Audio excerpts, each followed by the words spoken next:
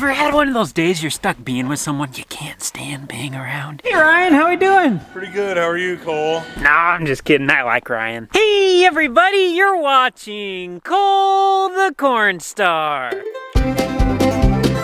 Big moment here. We found a 45-foot draper head on an auction. It is online, so we are going to put in a $50,000 maximum bid. Now we need to find the header trailer here, and we need to put in a bid on that as well. We need to buy this because, well, if we get the head, we're not gonna drive the combine 2 hours away to go drive it home. We're placing a $10,000 maximum bid. Just like that, we just spent $60,000 potentially. This online bidding stuff, it burns a hole in your pocket. This online auction is actually kind of new to me. This is the first year we've actually put any bids on anything. It disappeared on me. But when I have troubles figuring this stuff out, I just call Cole and I say, Cole, what's going on? Or I call Cooper. Here we go, ladies and gentlemen. 5 seconds left. $45,500. We have a new beanhead coming to Cornstar Farms.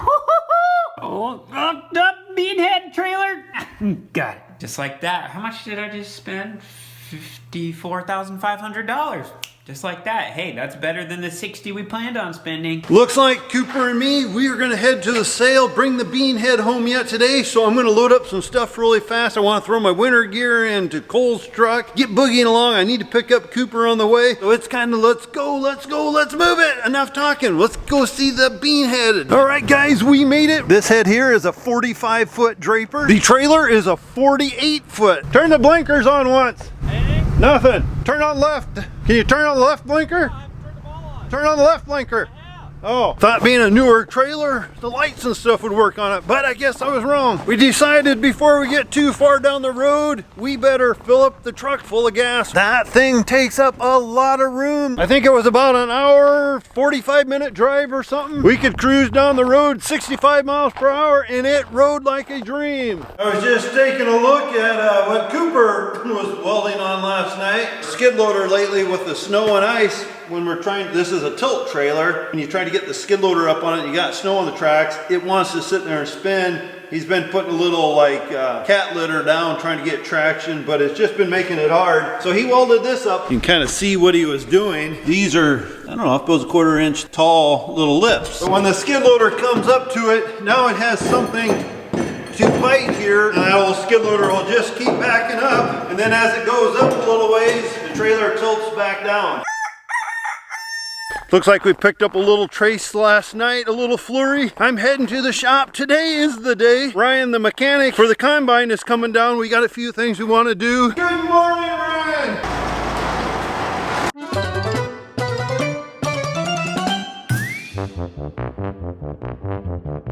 Well, as soon as Ryan gets back in, we're gonna start working on this combine, belts and stuff. Nothing that was no problem whatsoever, but it's just a few things that we want to go ahead and snuff up while we have the time. Ryan is kind of our guy that we hire a lot of times. Super great friend. He comes down, checks our machines over, so gives us a little time to shoot the crap, I guess. The Daddy Cornstar and I were just having a discussion. He's getting ready to change his belt. One of his neighbors came over and said, oh, I don't like changing belts until they're broke. Directly behind that belt is the fuel pump. So if that belt breaks, takes out that fuel pump, all of a sudden that belt got pretty expensive. We were just looking here, me and Ryan, like this belt, when it was on the machine, you know, you could see some light cracks, but for us, when you take it apart, there's a fairly decent crack right there. You got a lot of belt yet, but like Ryan was just saying, this belt breaks, it snaps over, grabs the hydraulic line, grabs our fuel pump, then you got a whole mess of problems. So we're just trying to prevent some problems. Whoa, what happened to you? Oh, I was painting the new rack and got a little paint on my stash. But Dad, I thought the combine was supposed to be field ready when we got it from Readers. Oh, but there's just a few things that we want to change, that preventive maintenance that we decided to go ahead and do. Ryan, did they do a good job? They did a good job, I'm just doing it right. What do you think of the new beanhead? I haven't looked at it much, but it's huge. I made a video of it when I pulled up, but I thought I better not post it yet until you did yours. Here's size comparison. That's my truck. Holy smokes. It's with anything. And we could go through it. You put your pinky out to be fancy. It's a drink the tea. Yeah. So it's just My problem is I get so long with. I think that's everybody's problem. This is one of the rotor belts. But when it's all put together, it don't look too bad. And then when you actually take the belt apart, you see them cracks. So regarding the repairs that we're going to be doing on the combine today, nothing too in-depth. We're going to be sticking in new concaves, which are these little guards. We're going to be replacing all of the belts on the machine. And under the throat here on one of the pans, we have a little hole, so we're going to be replacing this. It's your first time working on a case combine, isn't it? Yeah, normally I work on nothing. I'm pretty lazy. Actually, I normally work on lawnmowers, and these are just glorified lawnmowers. How does it feel to be a glorified lawnmower? Feels great. I love them. Normally that is what I work on, is like Woods, Briggs & Stratton, Kohler, stuff like that. And I just dabble in this as a hobby. Is this a snapper? Snapper. Toro. Cooper just hit me up for some money. Thanks. Out here on Cornstar Farms, you know, since we're getting videos now, we need to start looking good when we work, so here we go. I don't know if I should wear a shirt or no shirt. The shirt looks better. Does it? Yeah. I'm just here for work, man.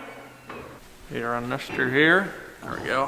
Fun fact, you don't know how to tie a tie. When someone ties it for you, don't untie it. So while I was gone, Dad and Ryan got the concaves replaced. Ooh, just look at them in there. But they haven't got the new belts on because they've been slacking. You went out for lunch, didn't you? We did go out for lunch. It was delicious. Oh, and I also forgot, we're putting in new master links. Well, Ryan's putting in new master links. That is correct. I'm putting in new master links. New chain deserves new master links. You're very eloquently spoken right now. Eloquent? Have you been practicing your words?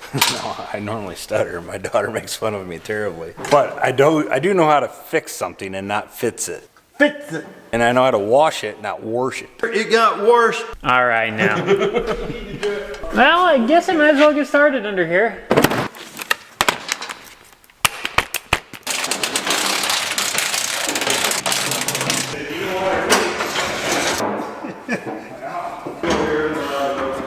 So this is the pan that we just took out, and we can see we got a nice little hole here. So what we did is we ordered some stainless steel covers, and this will just slip on right over that, and then we'll weld this down into place. How long are those gonna last? Should last forever. They're stainless steel. Ryan and I just lifted the big one in, so the big one goes up front, that one goes in the middle, and then the little one goes in the back. Whoa, Ryan, you're strong. Be strong, not smart. You got good form. Thanks. Done a few lawnmowers in your day. Oh yeah, it's a belt tensioner right there. That's the same thing. Oh, that sounds like a hurricane. What kind of yield savings are we gonna see from this? Everything you bolt on is at least 5 bushel to an acre. So right here, 5 bushel an acre, 5 bushel an acre, 5 bushel. That's 15 bushel per acre that you're adding. And how many horsepower? No horsepower. The belts that Daddy Cornstar is putting on, each belt will add 3 horsepower. How many belts have you put on? This will be my 4th. I'm not really good with math, but I think you gain 18 horsepower. Sounds about right to me. See you tomorrow then. See you, Cole. See you, Ryan. I I didn't think you was ever gonna leave. You probably didn't think we were ever gonna quit talking to him. Oh, here she is, ladies and gentlemen.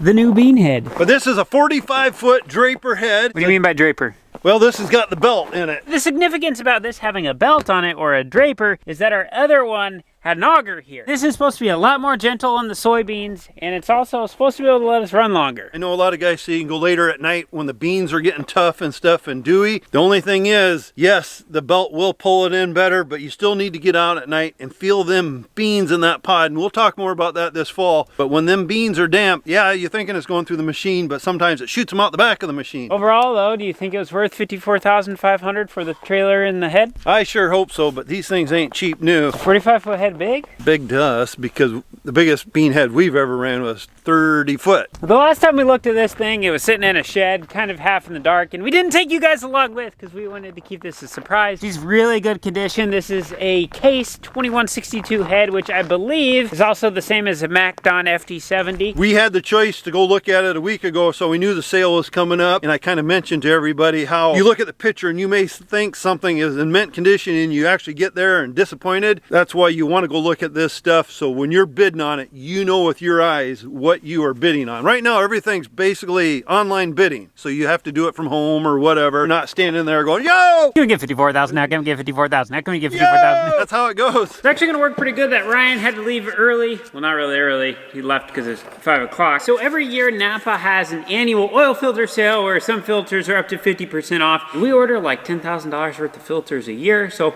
we get a nice little savings on this. So we need to get everything figured out on what we're gonna need for the next year. Then they also have a tool catalog where we kind of have Christmas in February. Well, there we have it. We have a nice list of oil filters and a few items that we want here in the shop. Nothing too special, but they're gonna be some really handy tools that we don't have. Holy cow, he's back. You get a lot of compliments? Yeah, but every person there looked at us. Had a couple people recognize us. Some kid wanted you to come there and take pictures with him. I told him $50 and he said no. So lost out on that deal, but yeah, a lot of people